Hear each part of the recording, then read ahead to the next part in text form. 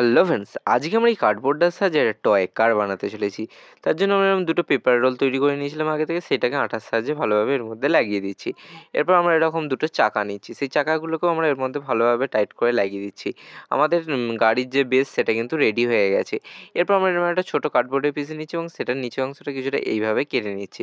তারপর এটাকে আঠার সাহায্যে ভালোভাবে এর মধ্যে লাগিয়ে নিচ্ছি, যাতে এটা ভালোভাবে লাগানো যায়, তাই এটাকে এখানটা ভালোভাবে কেটে নিলাম। এরপর এটাকে আমাদের ভালোভাবে এর মধ্যে লাগানো হয়ে গেছে। এরপর আমরা একটা কালার পেপার নিচ্ছি। তোমরা এমনি চাইলে নোটবুকের যে সাদা পেপার হয় সেই পেপারও নিতে পারো। এরপর আমরা এর ওপর এবং নিচের অংশটা কিছু এভাবে ফোল্ড করে এর মধ্যে ভালোভাবে আঠা লাগিয়ে এটাকে এর মধ্যে লাগিয়ে নিচ্ছি। তো দেখতে পাচ্ছ আমার এটার নিচের অংশটা লাগানো হয়েছে এবং এর উপরের যে অংশটা রয়েছে সেটাই কার্ডবোর্ডের মধ্যে আমরা লাগিয়ে নেবো। তো লাগিয়ে নিলেই আমাদের এই টয় কারটা রেডি হয়ে যাবে। তো ভিডিওটা ভালো লাগলে চ্যানেলটাকে সাবস্ক্রাইব করে ভিডিওতে প্লিজ একটা লাইক করে দিও।